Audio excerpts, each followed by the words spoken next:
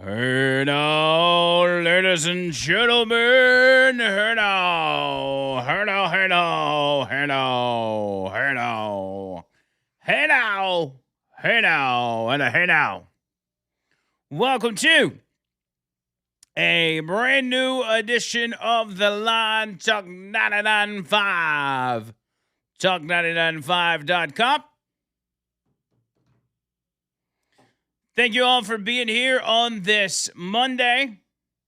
Very glad to see each and every one of you on what is going to be a short week for me.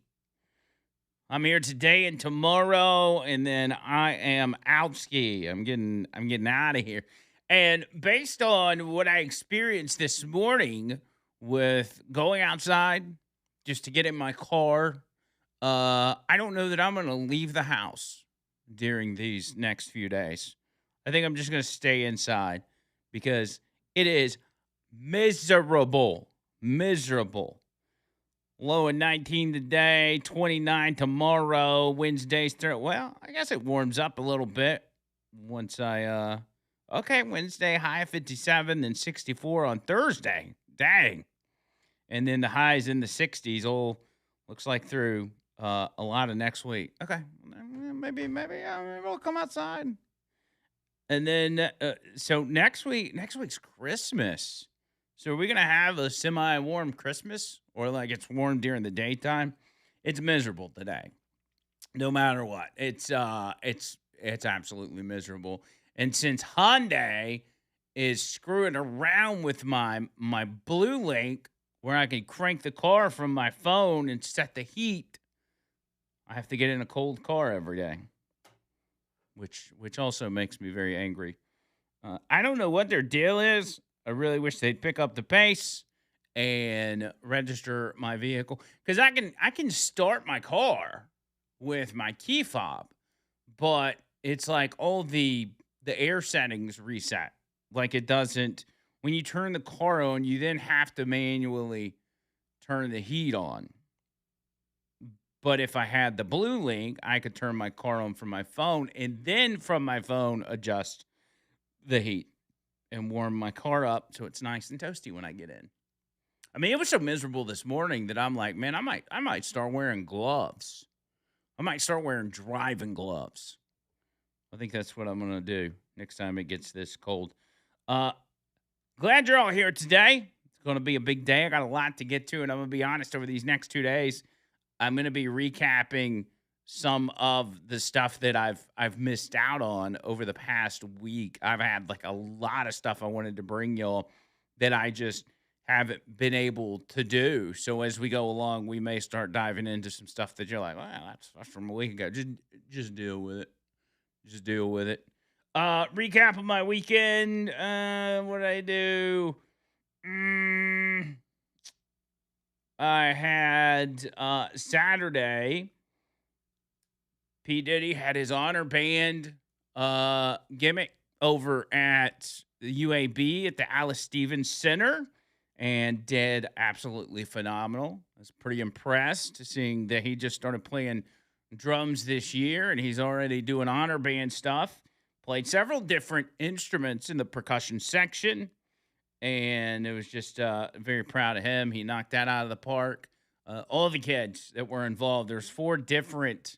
They divided them up into 4 different bands, and all the bands were just great, absolutely great. So if you got a kid that was in the high school honor band thing on Saturday, props to you, because everybody did good. After that podcast, we did that, and what else? Sunday. Yesterday, my wife had me rearrange. She had us rearrange the entire house, and actually, it was just one room, but it felt like the entire house. We moved my office, which is kind of a big deal, because this is somewhere that I work every single day. Every day, I'm in that office. It's when I wake up, I go straight there, start putting this show together, and so we moved it into more of like a common area, opposed to it being in its own room. It's now in kind of a more open space. And that's what I did yesterday. And I think that's it. I think that's all I did. I fell asleep on the couch at one point in the recliner, which I don't do. I don't take naps during the day, but I fell asleep and woke up to my cat and my dog fighting each other through the glass door at the front door because the dog had got out of the gate, and then it was a whole nightmare. So, with that said, hopefully y'all had a good weekend. Let's see who we got on the Hey Now roll call. Steve out today. Kerry was doing the morning show this morning to cover for Steve. OB going to be rocking us for the next 4 hours today and tomorrow, and we're gonna make it work. All right, Hey Now roll call. Early birds. We got two of them, Mark and Brian, with a Hey Now, which means your number one today is for the fifth or sixth time, Shane. Congratulations, Shane. You did it. Shane from Bear Mountain. Number one, Mike from Canada. Number two, and hell yeah, Ricky at number three. Then you got Gene J, Kerry Cook, Jeff with the J's, Hippie with the J's. You got Lisa in Childersburg. You got Dwayne, Grumpy Old Goat, Heath Scott, Leslie, Odin, Ron and Trent and Tommy. You got Zach, Josh, Dexter, Michael, Cherry, Bubba Rumble, Peyton, Robin, Jeff, hey now. Jeff says, hey, Andrew, you're a big sissy. Come to Indiana and tell me how bad you want it to get out. It's he said, I woke up this morning to 5 degrees and 85% humidity. He said, walking around outside is like taking the polar plunge. I'm headed to Alabama where it's nice and warm. Yeah, I couldn't do it. I'm a sissy. That's fine. I'll be a sissy as long as I don't have to go live in that misery. There have been a couple times, like I'd go up to my mom's in Missouri, and she's, an hour or so from Des Moines. Like she's up there at the tippy top.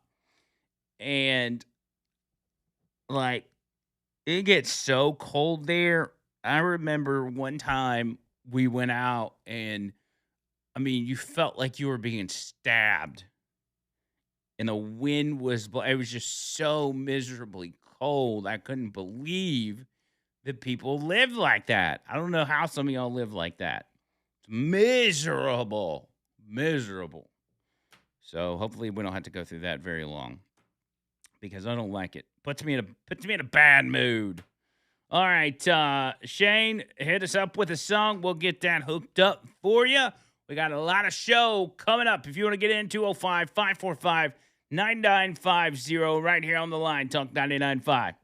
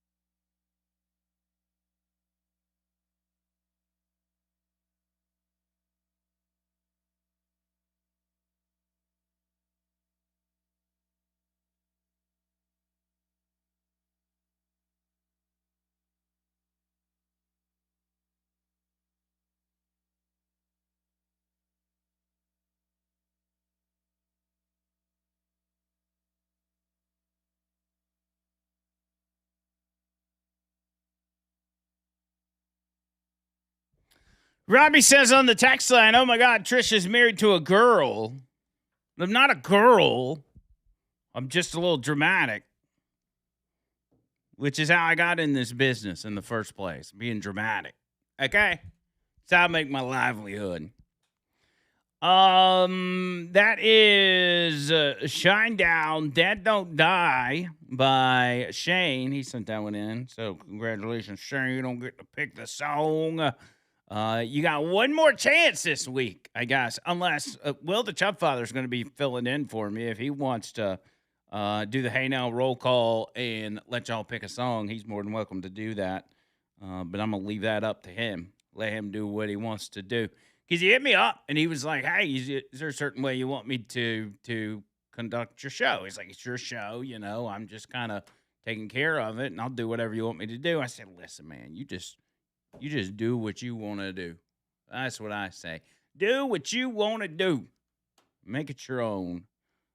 So there we go. Tom in Pale City says, does Bubba have a podcast? Bubba.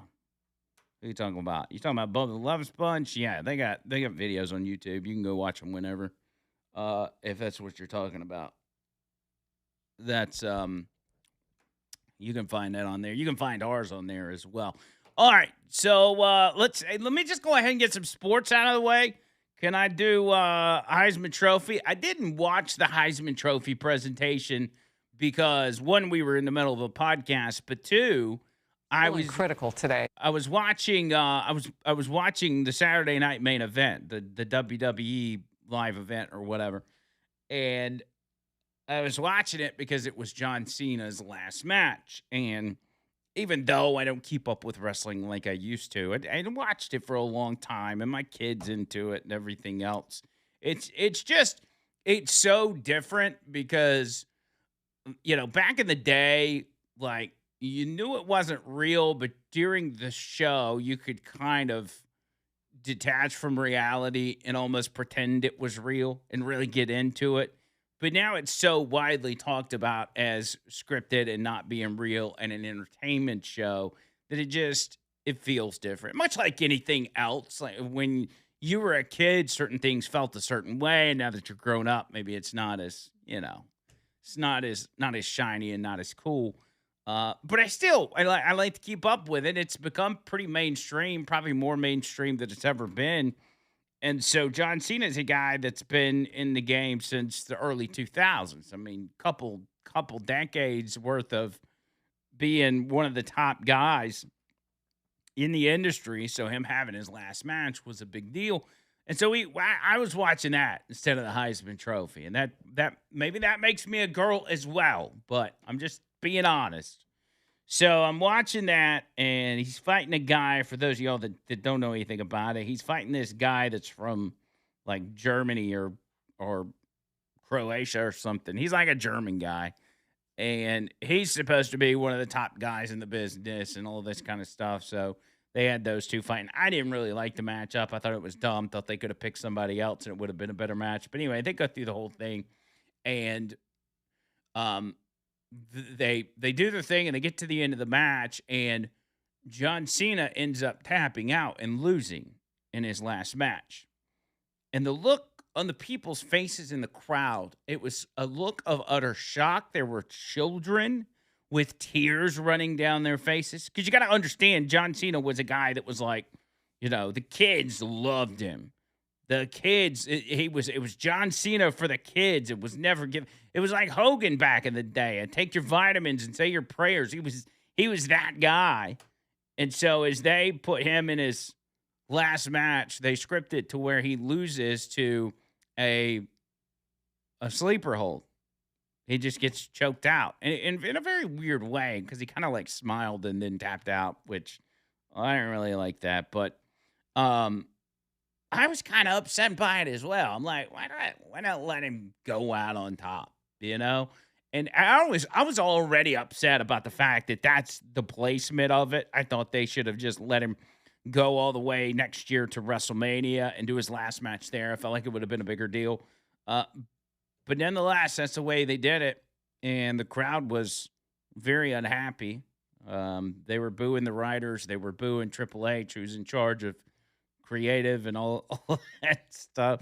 Very unhappy people. But I bring all that up to say this. And again, I understand that there's probably the majority of the audience don't even care about this. But I just want to say that in retrospect, I can now see why they did what they did.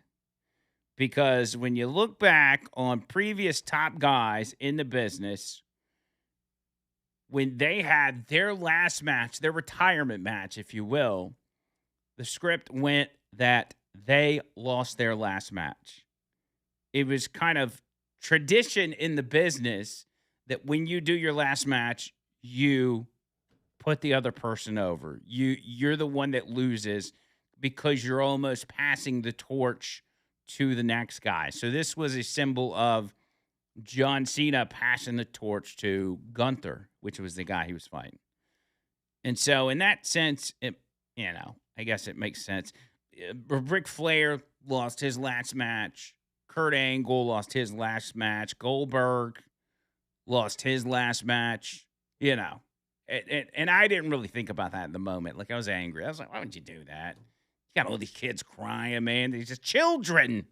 Don't crush these children's hopes and dreams. But that's the way that business works. So, it is what it is. John Cena had one heck of a run, and he's entertained a lot of people for a long time. So, I don't think wrestling will be the same with him gone.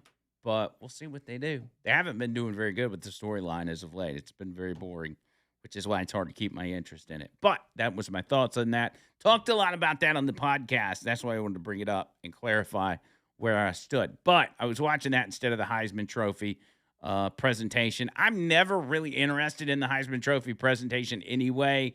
The only thing that's going to get me interested in it is, a Tennessee player is there, because when it comes to, I understand the Heisman Trophy is the biggest, accomplishment of a single player can achieve, but the process in which they put it together, like that they vote, that they've got a bunch of mealy-mouthed sports reporters that cast a vote. Now, I'm not disparaging all the people that vote, but I'm just saying there are some just nobodies in the mix that are voting for this, and they're voting strictly based on their opinion. So does it really highlight who the best player in college football of that year is? I don't think so. Not to say that this year's winner, Fernando Mendoza, was not the best player. He may have very well been.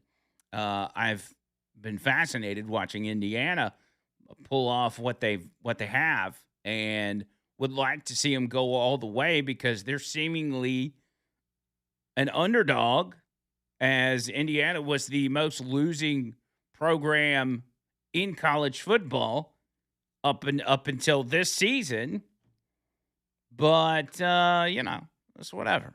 But good for him. I saw that he said at the beginning of his speech, first, I want to thank God for giving me the opportunity to chase a dream, which I thought was really cool. So anyway, good for him and good for Indiana. Glad they got to experience all that. That was kind of a big deal. Also, Army-Navy game. That was probably the biggest game over the weekend. And something cool that happened in the pregame was that they brought Pete Hegseth to the commentator, not the booth, but the table that they have out there on the field before the games, and talked to him a little bit about what that game meant for him as a veteran, and what that game meant for the president of the United States and just everybody across the board. I'll probably play that for you when we get back on the other side. It was cool to hear his comments on that. Mandu bringing you this part of the show, MANDUU.com. I did a Mandu workout Friday, and I am still sore today. Caleb, one of the trainers up there, put together a specialized workout for us, which involved me having to get up and down go down to my knees, stand back up, and repeat that process several times. And I mean, my legs are sore, my stomach is sore, everything still is sore, which means that was one heck of a workout. And I appreciate Caleb pushing me to do that. Also, if you want to try it yourself, you can do so by going to manduu.com. Click that button that says claim your free session. They're right there in Homewood. They also have Mandu in Tuscaloosa, going to be opening in a matter of a few weeks, so get ready for that. And also Mandu Huntsville. You can find the information for Mandu in Huntsville and Mandu right here in Homewood on the website, manduu.com. And for all of those locations, that free session for you stands. You can try it out absolutely free by going to the website or calling them in Birmingham here in Homewood, 205-438-6003, and in Huntsville, 256-808-0104. Hit them up. Even if you just got questions about it. Remember, it's a 15-minute workout with a personal trainer. Easy peasy, and it's going to change your life. Don't wait on New Year's resolutions. Get it done now. manduu.com.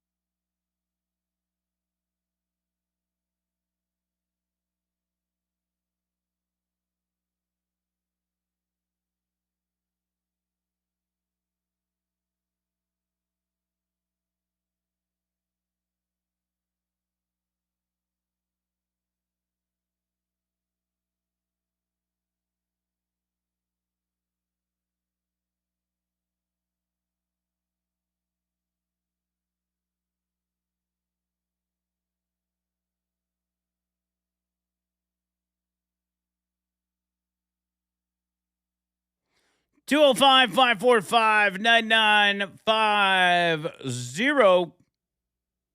We're going to get you in 545 9950. By the way, we are live on YouTube. If you guys want to watch The Line with Andrew McLean, you can do so by going to Real Talk 99.5 TV and see us there. And y'all can watch us.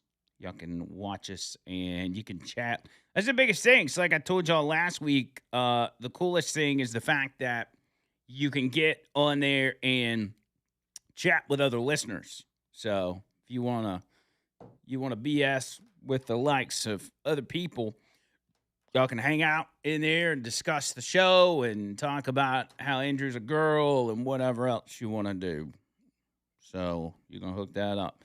Yeah, so Army-Navy game. I'm just going through a couple of these from over the weekend, and then I'll get into some other stuff that's very important. Pete Hegseth joined CBS Sports for their pregame show before the Army-Navy game on Saturday, and he talked about why America's game is so special. This is what he said on the pregame show.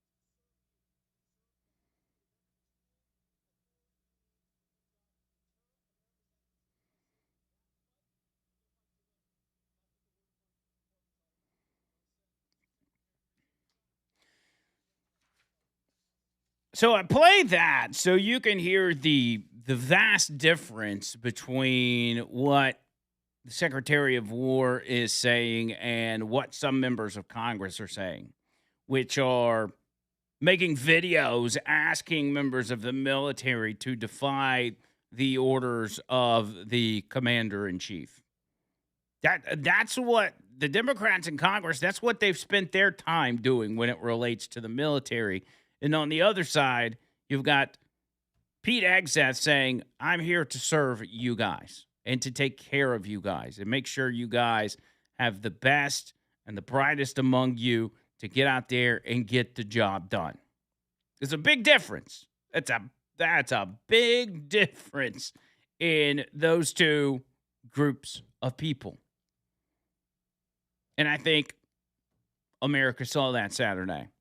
I hope a lot of people saw that and came to that conclusion, came to that realization to say, wow, what are we doing here? He mentioned U.S. soldiers being killed in an alleged ISIS attack in Syria, where Syrian security forces are implicated. This happened 2 days ago. This actually happened on Saturday. 2 U.S. Army soldiers from the Iowa National Guard and 1 civilian U.S. interpreter were killed near Palmyra, Syria, during what officials were describing as an ambush. 3 additional U.S. service members were wounded, along with at least 2 Syrian security personnel. Trump issued a statement calling it an ISIS attack against the U.S. and Syria and vowing very serious retaliation. The Pentagon, likewise, described the incident as an ambush by a lone ISIS gunman. However, ISIS has not claimed responsibility for the attack as of the latest reporting. When ISIS formally claims an attack, they typically do so through their official media arm, which is called the Amaq News Agency, and they started that back in 2012, 2013, 2014, but there's been no verified statement from that news agency claiming responsibility. As the story developed, though, it became clear that the perpetrator was a member of the Syrian security forces with suspected ISIS ties. Syrian officials in Damascus acknowledged the security force connection. Interior Ministry spokesperson confirmed the attacker was a member of the Syrian internal security forces, but said he held no leadership role. An internal assessment on December 10th identified him as holding extremist ideas, and his dismissal had been scheduled for Sunday, December 14th, yesterday, but the attack occurred the day before. U.S. officials later offered a similar assessment. The director of U.S. National Counterterrorism Center, the director, Joe Kent, described the incident as an insider attack or a green-on-blue attack involving partner forces. Reports preliminary information indicating the attacker had been a low-level member of the Syrian government forces before later becoming connected to ISIS. U.S. Defense Secretary Pete Hegseth and U.S. Central Command stated the attacker was killed by partner forces, referring to Syrian allies. So what you had is an individual who is part of the Syrian military or the Syrian forces who started, I don't know, got radicalized or whatever you want to call it, and decided he was going to go out there and kill U.S. forces. And sadly, we lost two of our military members in this attack, and we'll see what the response is from the White House. We'll see what the response is from the Pentagon as well in the aftermath of that. But that's what Pete Hegseth was referring to. We also have Bill Essayli, who is the assistant United States attorney for, I guess, California. He says 4 suspects from the Los Angeles area I'm not sure what that's related to. Can we go to that real quick live and see what they have to say? This is out of Los Angeles. Turtle Island and Palestine. And quote, death to ICE, Turtle Island Liberation Front. In Page's residence, law enforcement found a copy of the detailed bomb attack plan. This case is another reminder about the dangers that radicalized Antifa-like groups pose to public safety and the rule of law. Through the tireless work of our prosecutors in my office and our law enforcement partners, which you will hear from today, we disrupted this terror plot before buildings were demolished or innocent people were killed. But this is not the end of our work. My office is committed to extinguishing the far-left terror threats that we face and will continue to work 24 hours a day, 7 days a week. The 4 defendants arrested will make their initial appearance this afternoon at the federal court in downtown Los Angeles. They are each considered innocent until proven guilty. I will now turn it over to the Assistant Director in Charge of the FBI LA office, Akil Davis. All right, so that was okay. U.S. So Attorney's Office. that was I'm not really sure what they're talking about. I have to look into that. Something about maybe somebody with terrorism ties. Sounds like a group of people that were maybe planning an attack. As that plays out, and I'll check during the break, let you know what that is. But that's breaking news. It just kind of popped up on us. They're just talking about 4 suspects from the Los Angeles area that, I don't know. I haven't gotten any information on that. So that will roll out as we go along. We'll go ahead and take a break, find out what that is, keep going.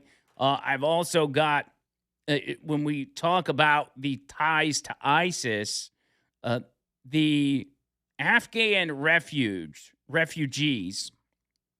that came to this country in 2021 during the Biden administration, and in the wake of the Afghan withdrawal, there has been an assessment made that tells us, at a minimum, how many of those individuals have potential ISIS or terrorism ties, the people that are currently residing in this country, which is a huge problem. I'll explain that and more coming up. 205-545-9950. Back after this.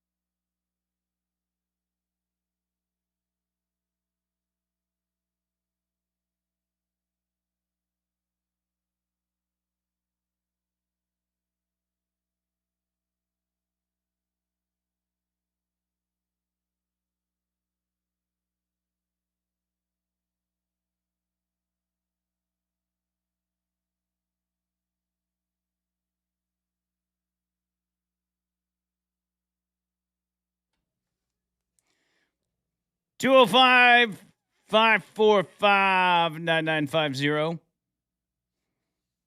That'll get you in. So, U.S. intelligence is warning that more than 2,000 Afghan residents may have terror links.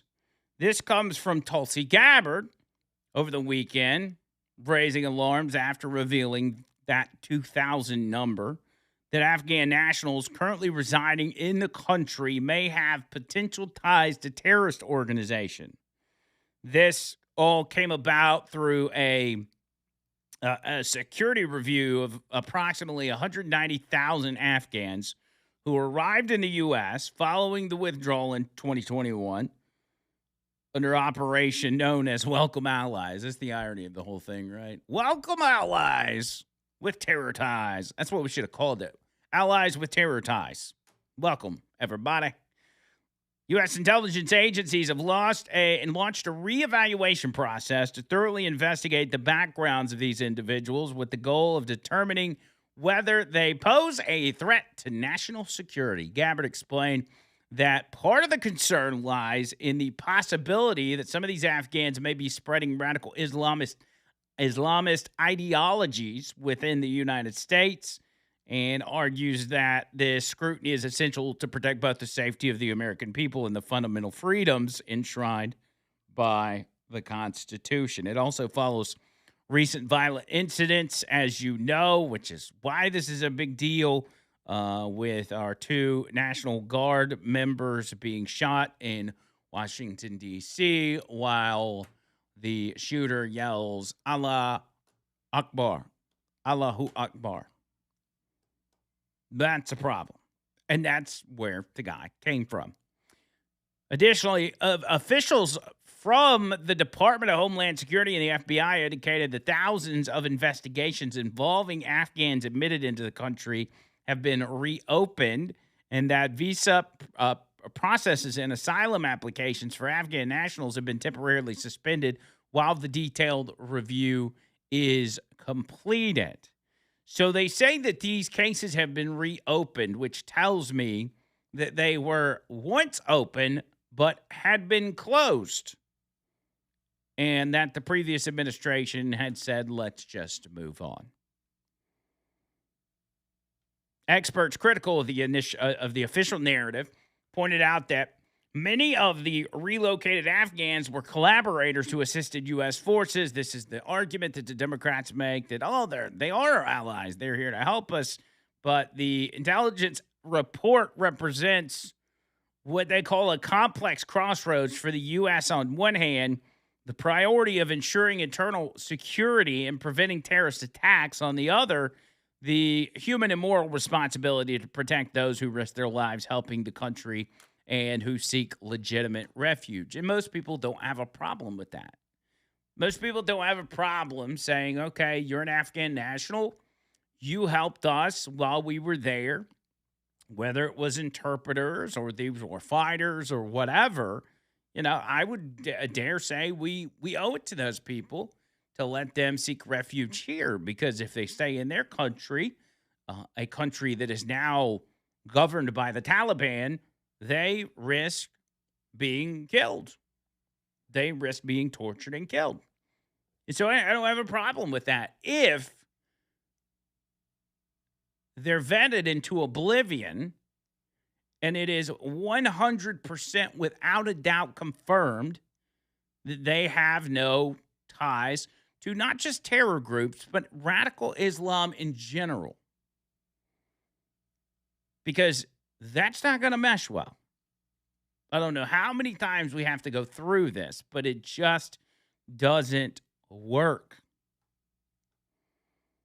As authorities move forward with their investigations, the nation must consider how to strengthen its immigration control processes without abandoning its longstanding tradition of asylum and refuge, and ensure those seeking a better life are not unjustly criminalized. We also can't find ourselves in the position of giving every hellhole across the world the ability to seek refuge here, because we've tried that over the past 4 years, and It didn't pan out. It didn't work. And all of this, a lot of this, and, say what you will about Joe Biden, whether he was out of it, knew what was going on, or he didn't. I believe he didn't know what was going on over the course of 4 years. He made a reappearance over the weekend, not to talk about the terrorist links of Afghan refugees, but to show up at the Philadelphia Eagles game. He and his wife, Jill Biden, showed up at the Eagles game. He was asked about the Eagles, and here's what he said.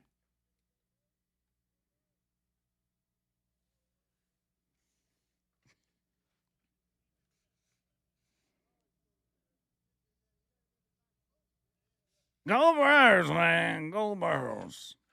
Man, y'all got to quit dragging him out in public. I mean, it's not, whether or not, he's done some bad things. He's a bad person, whatever, but there's no need to continue on with the elder abuse. Don't take this guy out in public. It's not good. He's out here incoherently mumbling to reporters. I mean, if you're going to take him out, just don't stick him in front of reporters. Sneak him in the back door, put him in the booth. If he wants to go watch a game, that's fine. Don't put him on the field. Don't have him talking to reporters.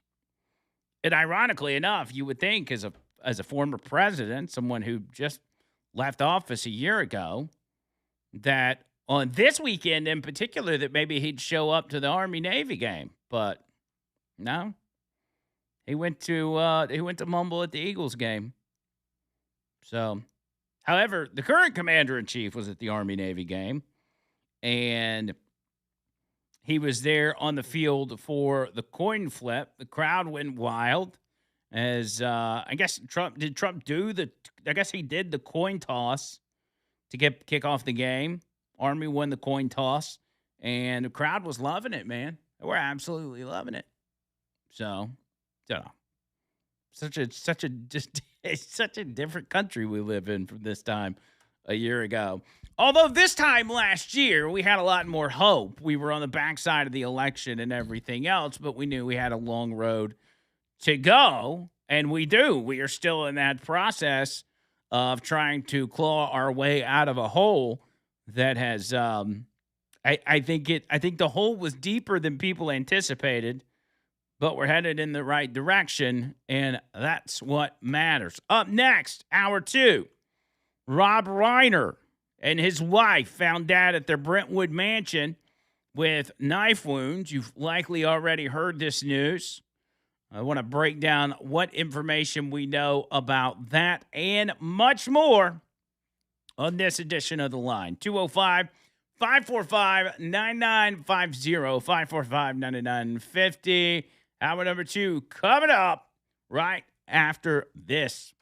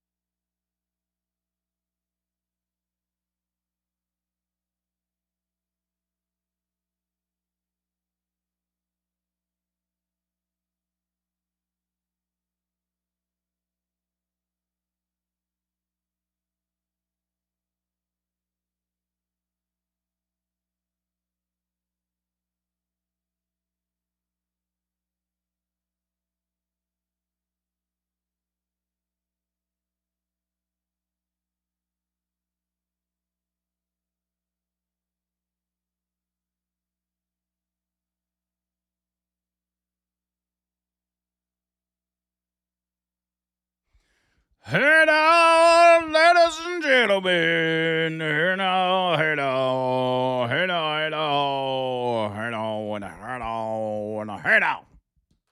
Welcome to our number 2 of the line, Talk 99.5 and Talk995.com. Also, Real Talk 99.5 TV on YouTube. For those of you that don't know, you can watch us live on your YouTube. You can watch us on your TV, on your phone, on your tablet, on your computer. It's almost 2026, man. We had to get with the times. We had to get some cameras in the studio so y'all could look at our beautiful faces while we talk. Make you feel like you're here. You're here with us. So that's what our goal is. We're innovative, if you will. And you can also, it gives you the opportunity to go back and watch those. They get posted. What we do is just, so you know, every hour we have to reset. So we do it in 1 hour increments. Like, you know, at the end of 12 o'clock, we reset, start a new video. At 1 o'clock, we reset, start another video. So you have to just go in there and refresh and go to the newest video if you're watching us live. So, yeah, that's what we got going on. So, yeah, Rob Reiner, tragically, he and his wife found murdered in their home, and apparently, from what we know, is that they were murdered by their son. Their son, Nick Reiner. And as I looked into it, because Rob Reiner, I only really knew Rob Reiner obviously as a movie maker, a movie producer, but I also knew him as Meathead Rob Reiner. Very anti-Trump, very, suffering from a severe case of TDS. Like this was Rob Reiner's identity over the last few years.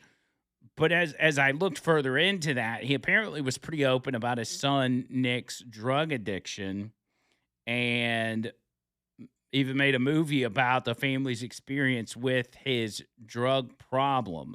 I didn't know any of that, but assuming that maybe that had something to do with it. TMZ initially reported, our sources say, the two suffered lacerations consistent with a knife. 2 people found deceased at a Brentwood mansion owned by Rob Reiner. He and his wife own the property and live at the residence. Here's NBC Los Angeles. They say 2 people were found dead Sunday afternoon inside a Brentwood home owned by Rob Reiner. The LA Fire Department said a man and a woman were found deceased inside, approximately 78 and 68 years old. Homicide Division detectives were assigned to the case. Several other LAPD officials said they were aware of the investigation but couldn't share any information. Blah, blah, blah. Large police presence at the home Sunday morning.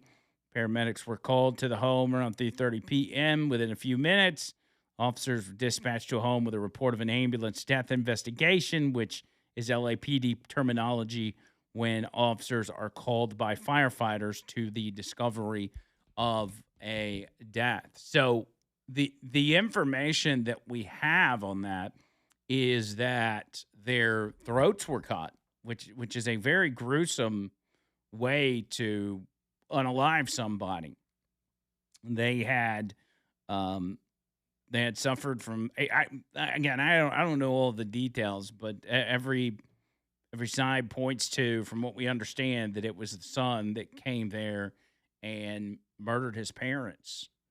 And is it drug related? I was seeing several interviews this morning where he and his son were in the same interview and talking back and forth, and they seem to have, in those instances, a pretty normal relationship, but you really just don't know what's going on behind the scenes or what people are dealing with in their personal life, whether that is famous people or just, the people you work with.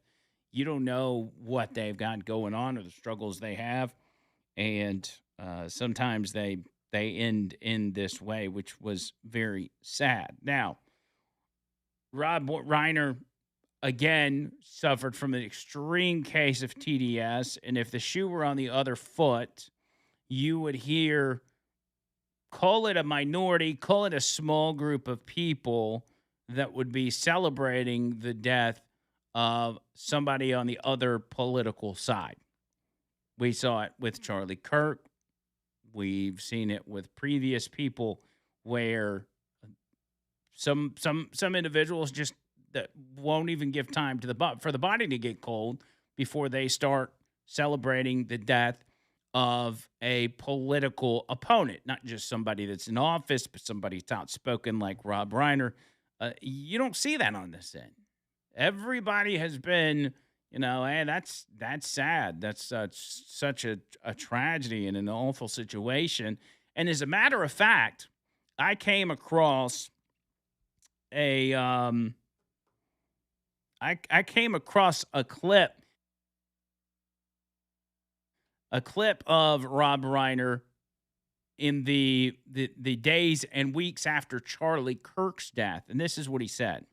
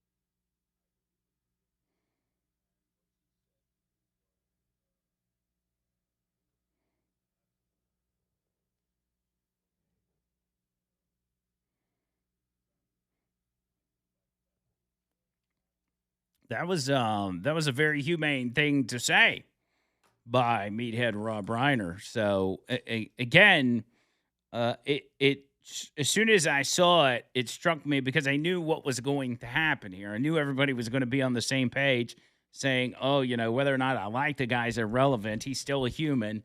And the fact that he lost his life, he and his wife both lost their lives in that manner, is absolutely tragic. So definitely prayers for their family, as that's got to be, a tough time, not just for the family, but all the people that they work with. He's obviously, as being a filmmaker, has had, a lot of relationships with a lot of people in that industry. As scummy as that industry is, it's still tragic and affects a lot of people in the sense of having to deal with something like that.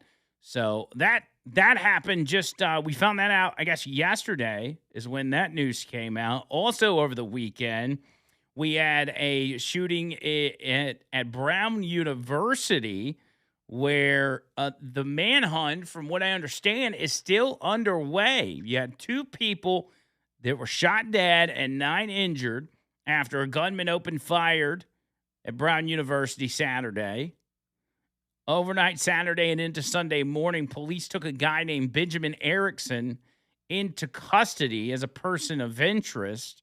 Erickson, who is a Wisconsin native, not enrolled as a student at Brown. Then later in the day yesterday, the mayor announced law enforcement would be releasing Erickson from custody. They said they didn't have enough evidence to prosecute or, I guess, continue to detain Erickson. The police chief said FBI followed through with a tip and located a person of interest. They looked into Erickson's alleged history of mental health issues. They said, quote, "We will be releasing the person of interest who had been detained earlier today. We know that this will likely cause fresh anxiety for our community, and we want to reiterate what we said earlier, which remains true. We have not received any credible or specific threats to the Providence community. And so the status of safety in our community remains unchanged, and we believe that you remain safe in our community." That's what the That's what the mayor said. And so, unless that's changed just over the past few, they are still looking for the individual that committed that shooting. And one of the two that were killed in this shooting was a girl by the name of Ella Cook, who is from Birmingham. She was actually a member of the Cathedral Church of the Advent here in Birmingham and was the vice president of Brown University's Republican Club. So very, very tragic. She was a sophomore at Brown University, and according to the CBS 42 report, they said a Birmingham church says its congregation was impacted by the shooting that left 2 dead and 9 injured Saturday at Brown. During a sermon Sunday morning, Cathedral Church of the Advent reported that Ella Cook, a member of the church, was one of the 2 victims killed in the shooting. They said she was an incredibly grounded and generous and faithful bright light here at the Advent for many years, as she was engaged and involved in our worship and our community. Authorities have not publicly released the names of any of the victims at this time. Alex Shee, a former Brown University student who knew Ella through the Republican Club, said that I'm still in shock over the news from Brown University, where I was a student until a few months ago, and it broke my heart to learn that Ella Cook, a sophomore from Alabama, is no longer with us. I knew Ella through Brown Republicans, where she was the vice president. He said, being a conservative at Brown isn't always the easiest, but Ella was never afraid to share her beliefs on an overwhelmingly liberal campus and support others in doing so. Last spring, while I was under a disciplinary investigation for reporting on Brown's administration for the conservative student paper, almost nobody wanted to be associated with me. Ella was one of the few who were willing to stand with me in public and help hand out newspapers in front of the dining hall. Everyone at Brown who knew Ella, regardless of their politics, found her to be friendly and kind. My thoughts are with Ella's family. Ella was a promising young leader taken too soon. So sad. So sad to see that, and that, Birmingham tie that we have here with Ella Cook. So that's one of the things that happened over the weekend. You also had others. I'll get into it when we get back. 205-545-9950, the line, Talk 99.5.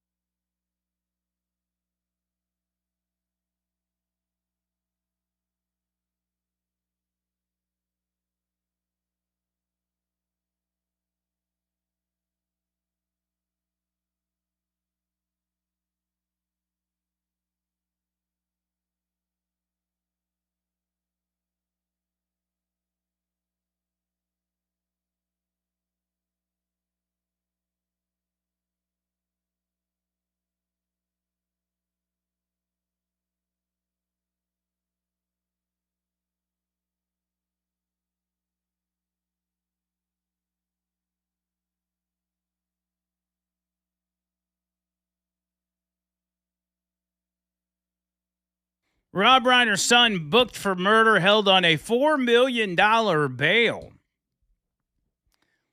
It's crazy that you can literally unalive your parents in a very gruesome way and still get a bail, which, it's out in California, so take that for what it's worth. We actually probably should be surprised that it's so high at the end of the day. I'm trying to also, for those of you watching on YouTube, I'll try to chat with you guys during the breaks as well. So if you want to get in the mix, remember Real Talk 99.5 TV. You can watch the shows on YouTube and get up in chat room and all that kind of stuff. But if you got something you want me to see, you need to text it. Text it in or call it in 205-545-9950, 545-9950. Not the only violence that happened over the weekend. You had victims in a terror attack on a Sydney, Australia Hanukkah celebration. 2 men stepped out of a vehicle on Campbell Parade near Bondi Pavilion and opened fire at Bondi Beach at roughly 6:40 p.m. yesterday. Witnesses reported more than 30 shots were fired, and there's a lot of video footage of this online of the 2 guys that hop out of the car, and there's kind of a walkway bridge there, and they're standing on that bridge and just firing upon patrons at this Hanukkah celebration. More than 40 people were injured in the attack. 15 were killed. Authorities confirmed that the victims range in age from 10 to 87. It said that, according to the New York Post, the youngest victim, 10-year-old Malda, I guess is her name.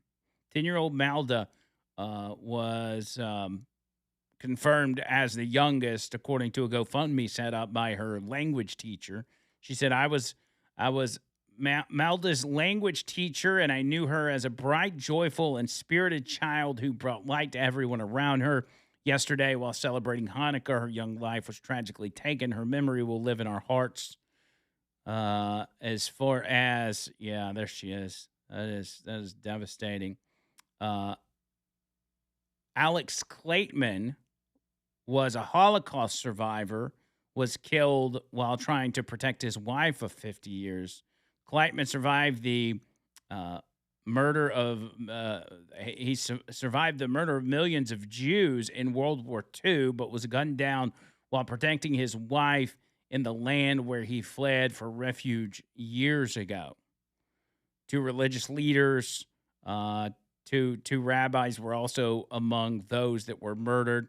One of the gunmen was identified as 24-year-old Naveed Saeed Akram, and he was in Australia on a tourist visa. According to the Daily Mail, Akram was shot, arrested, and remains in custody where emergency services are treating him. The second shooter, who was killed at the scene, is reportedly Naveed's 50-year-old father, Saeed Akram, and was in Australia also on a tourist visa. And liberal policies run amok in Australia, and we don't know, obviously, who to blame as of yet. But we know one thing, and that is in Australia, gun control is very strict. Very strict. And here we are with yet another instance of a gun-controlled area with gun violence. And in that sense, you have to ask yourself, maybe it's time to approach this in a different way. Maybe gun control is not the solution because it doesn't seem to be helping a whole lot. Doesn't seem to help a whole lot at all. But these individuals, and forget Australia, the individuals in this country, those in the Democrat Party, will continue to push this no matter how much evidence shows that it does not work. They will continue to push the gun control. And while they do it, especially over the weekend. Chris Murphy was on State of the Union. Chris Murphy went on TV in the wake of all of this, blamed the Brown University shooting on Donald Trump, and really all violence on Donald Trump.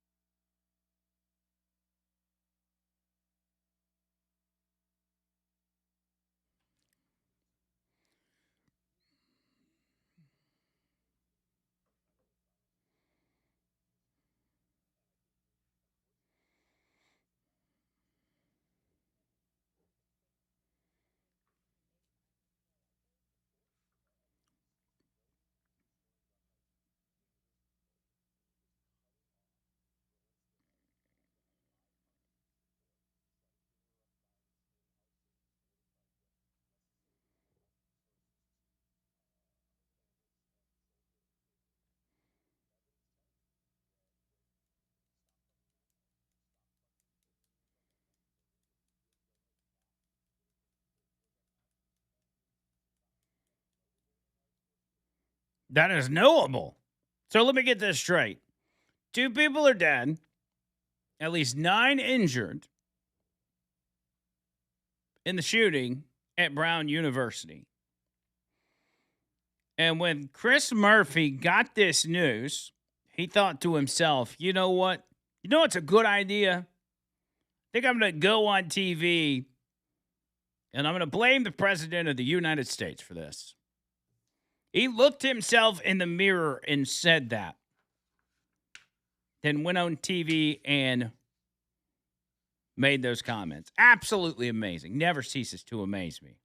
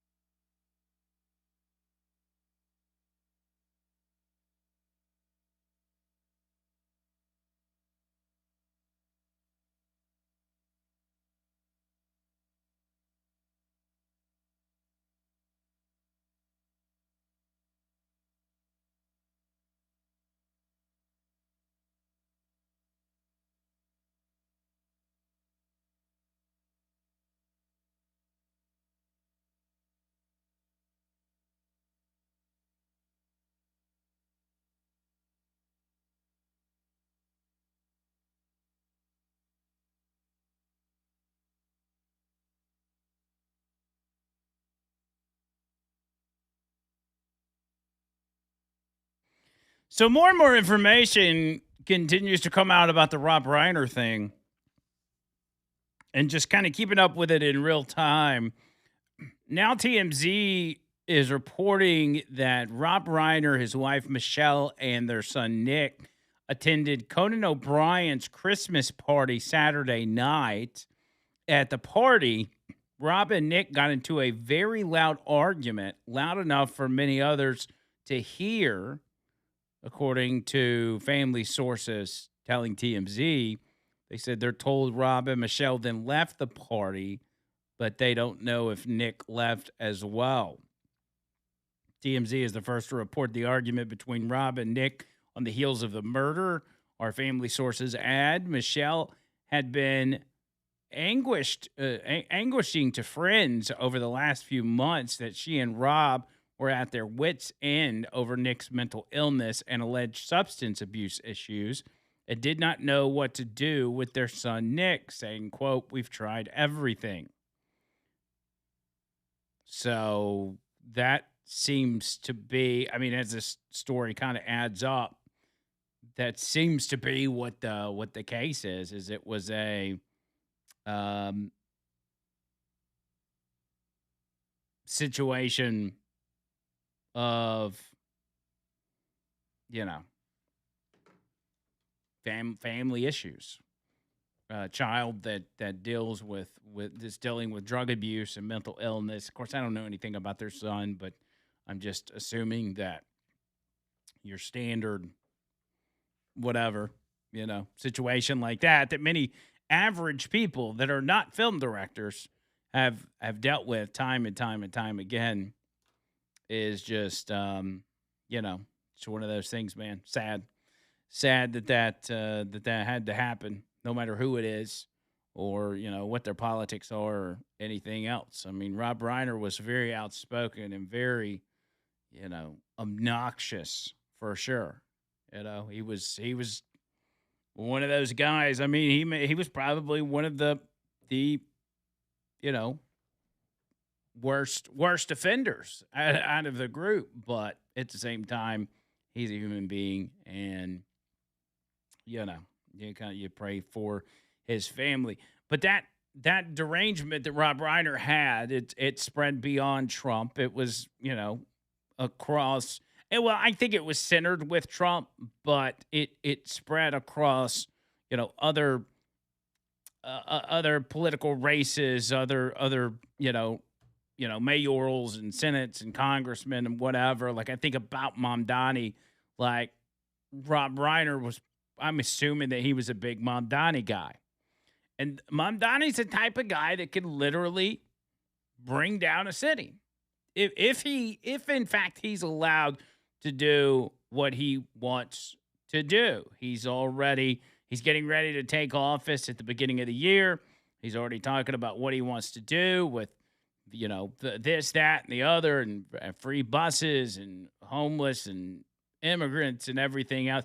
One of his big sticking points, because people in the press assume this is going to be the first clash that they see when Mamdani takes office, is going to be with the city of New York and ICE. And Mamdani is he suggested in an interview over the weekend that ICE agents may be facing arrest in New York City at the hands of the NYPD.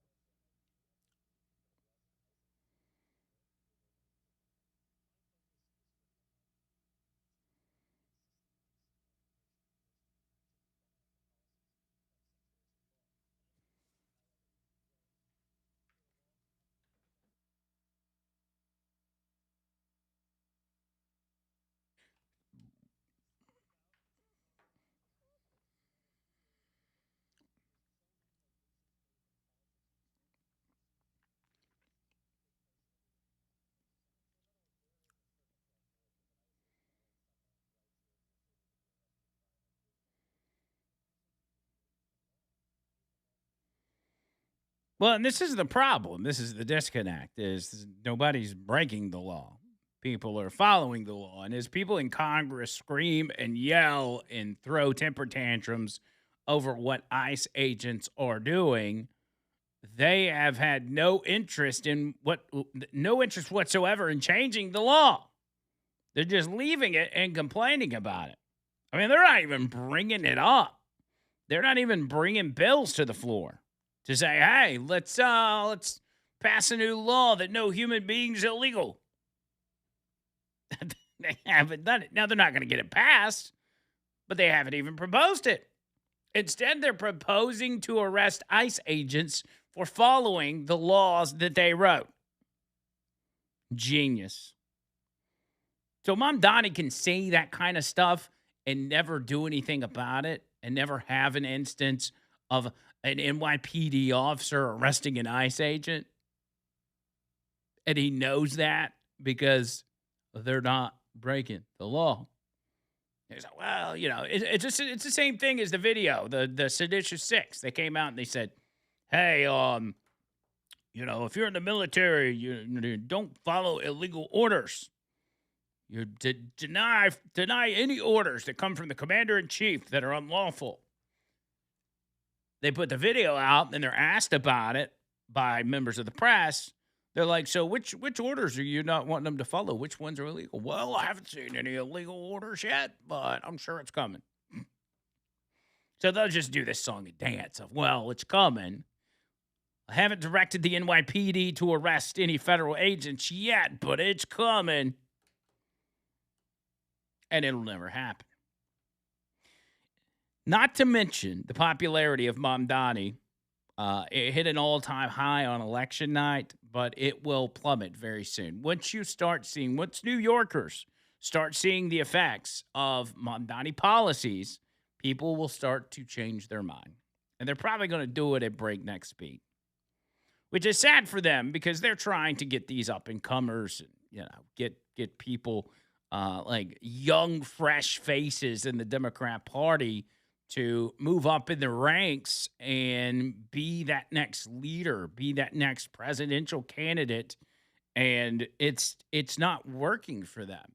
The problem they've had for months and months and months has been that there's no clear leader. And when you start isolating and looking at each individual potential candidate, they all suck.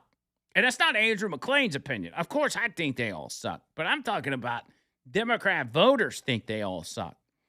There was a poll that just came out about Pete Buttigieg where his polling numbers amongst black voters are less than David Duke's polling numbers when he ran for Senate in Louisiana. That's right. When it came to the black vote, David Duke had more support than Pete Buttigieg. That's bad. That's real bad. Here's what the story says. This is according to, see if I can find the actual article. I'll read it to you. It says that a resurfaced statistic involving former KKK Grand Wizard David Duke is making waves online after new polling showed former U.S. Secretary of Transportation Pete Buttigieg struggling badly with black voters. An older poll highlighted by Business Insider during Duke's failed 2016 U.S. Senate run found that he received support from 14% of black voters in Louisiana.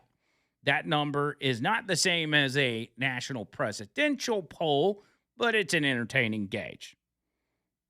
Users on X quickly pointed out that Duke got more support in a race than Buttigieg currently has after the release of the full Yale Youth poll. That's what it was. It was a Yale Youth poll. The poll showed Buttigieg, who has been consistently floated as the 2028 contender, put in just 4% support among black voters. The poll sampled 3,426 registered voters. That included 1,706 voters between the ages of 18 and 34. Results were weighed for age, sex, race, education, and party identification. Among black voters, Vice President Kamala Harris led the field of potential 2028 Democrat candidates with 47% support. Gavin Newsom came in second with 12%. AOC followed with 9%. And then Buttigieg trailed far behind with his teeny tiny share of 4 points. Absolutely amazing. That's crazy. That's not a stat you want on your resume, but hey, Buttigieg, good luck to you, buddy. Good luck to you. All right, let's hit the phone lines real quick. 205-545-9950. Todd's on the line. Todd, how are you? Hey guys, how are you doing? Good. All right, I work for 4 branches of the United States. 2 in the military. I was Marine, then in the Navy, and also worked for the FBI Special Division and also U.S. Marshals over my 26-year career. The moment that mayor gives the order to arrest a federal officer, he breaks federal law. I think it's 18.9 points. I cannot recall it off the top of my head. He then becomes eligible to be arrested for withholding federal agents from doing their rightful duty, and his ass can be arrested. So we may see a double arrest. So Mamdani tells NYPD to arrest a federal agent, and then we get to arrest Mamdani, and it's a big. And it will not be the FBI. It will not be the FBI that goes and gets him. It will be federal marshals that go in and drag him out in handcuffs. You cannot do that as a public figure to command a division of police, whatever it may be, to break a federal law, and you give them an order to do that. He is putting a crosshairs on his chest at that point in time. Boy, that'd be entertaining, wouldn't it? And when I say drag him out, NYPD will be held at gunpoint while they drag his sorry rear end out of whatever building he's in New York, and there's not a dang thing they can do about it. Well, and the thing is I don't know. You know, I'm obviously I can't speak for NYPD, but I got to imagine that he does not have Mamdani does not have a lot of friends within the police force. I would as guess of right now. not. But if he gives that order to arrest any federal agent, no matter who it may be, ATF, FBI, Secret Service, federal marshals, the moment that order is given and they try to arrest a federal officer, he breaks a certain law. I have to look it up again. I've been out of it for 5 years. He then becomes a felon immediately, and they will drag him out of there. Well, there you go. Well, listen, Todd, I appreciate it. I would actually like to see that. Me too. All right, God buddy. bless. Merry Christmas, everybody. Happy New Year. There you go. Todd with a Merry Christmas. I like it. Let me go to Kevin. Kevin, what's up? Hey, I was wondering, have you been reading anything about the AI bubbles they've been talking about? I have not. AI bubble. Yeah. Well, what they're talking about, we had the .com bubble, we had the housing bubble and stuff like that, and there's been a lot of stuff that's been going on. They actually, if you go and you look up some of the information, they talk about how there's a little circle economy happening between ChatGPT, Microsoft, and NVIDIA. And basically, in order to prop up their numbers, it's like, hey, I'm going to look at everybody. I'm investing so much money in this company over here, and then that company invests money back into the other company, and then that company invests money to the other company, and they're all, like I said, it's all just going around. And then they talk about some of the other players involved with it, and it's actually fascinating. This might possibly be one of the biggest, bursts, but it might be actually one of the biggest scams we've had in a long time. Microsoft has just announced that it's going to start forcing Copilot, its little AI assistant, in every version of Windows and everything it does. I think, what TV is that?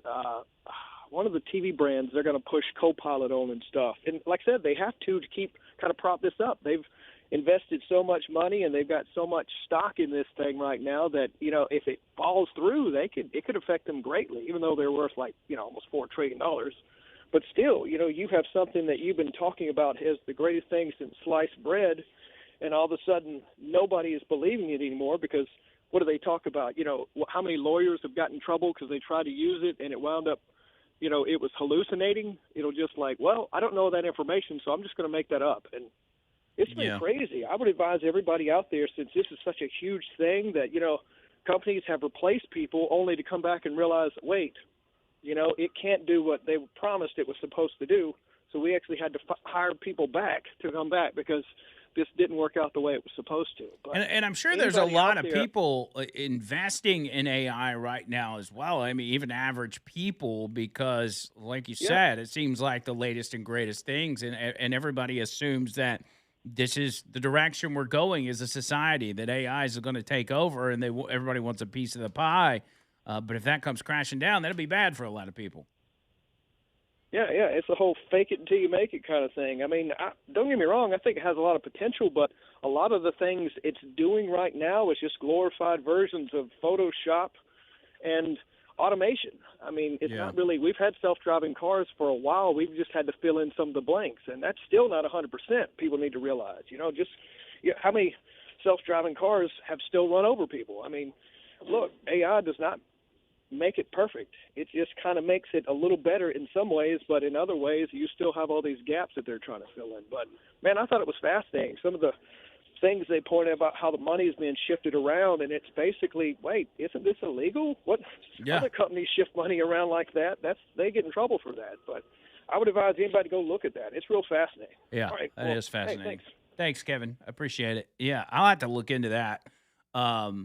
And as Kevin said, technology just, it's really never going to be perfect. I mean, you think, like my car that I got is pretty high end. It's got cameras all over it and everything, and it still let me hit a handicap sign over in Helen, Georgia. So technology's not perfect, and neither is AI. 205-545-9950. Back after this.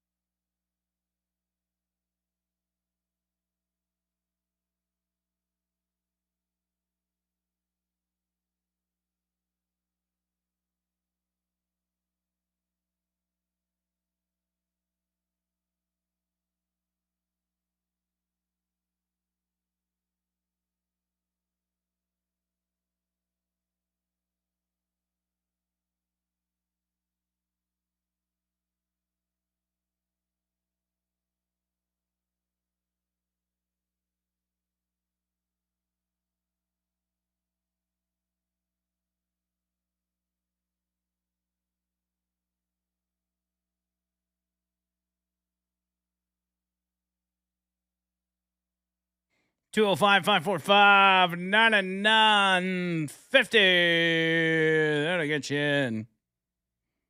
Just going through this Buttigieg thing. A Business Insider from 2016, David Duke, who recently announced he's running for U.S. Senate, has the support of 14% of black voters in his home state of Louisiana, according to a poll from the University of New Orleans Survey Research Center. Let's see. As for the broader Yale poll, Newsom led overall among likely 2028 Democrat contenders with 25% support. So that's everybody together. Harris was 18%, AOC 16%, and Buttigieg had 14% overall. So in case y'all are wondering what those numbers were, that's it. Tom's on the line. Tom, what's up? I tell you this, back when Trump started, Chicago was yelling, "We're a sanctuary city." So he started sending all the illegals to Chicago. Well, I tell you what, Mandini, Manduni, Poo-Poo, whatever you are, we'll just send all the illegals to your neck of the woods. How about that? And then put a big old fence around it, and y'all stay in your third world country. That's what he wants anyway, and he can't be calling foul, so just send them all there. Well, You know what I'm I saying? proposed that not long ago. I said, here's what you need to do. You raid the red cities, force everybody to go to blue cities, and then you got them all in one spot. Let them hang for a minute. Don't even harass them until the blue city mayors start screaming for help because the city's burning to the ground, and say, all right, we'll come get them, and boom, and we're done. Or just do like they did in the mayor of Kingstown in the prison, just start aiming to put snipers on top of the roofs, just start firing down, man. Just let them have it. Just nuke all New York, man. Maybe a nuke bomb will take out New York. There goes Tom Pell City looking for the nukes again. There we go, man. All right, cousin. All right, there's Tom. Richard the cop up next. Richard, what's up, buddy? My brother, going back to what Todd was talking about, if Mondami is stupid enough to direct the police commissioner to have New York City PD arrest those federal agents of any kind, he violates 18 U.S.C. 242. That concerns the deprivation of rights under color of law and potentially laws against obstruction of justice and willful interference. Right. So let the fool do it. I'd love to watch him drag him out. I'd eat popcorn for that. Yeah, that would be good. It'd be good footage. But that's the law that Todd was referencing to. I looked it up a minute ago. I wish I knew it off the top of my head like I used to, but I'm old.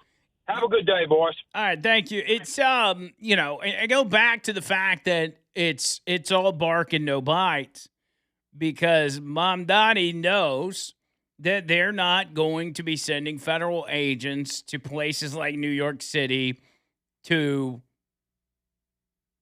commit criminal acts, to violate people's rights. Everything's on the books. Congress knows it. Mamdani knows it.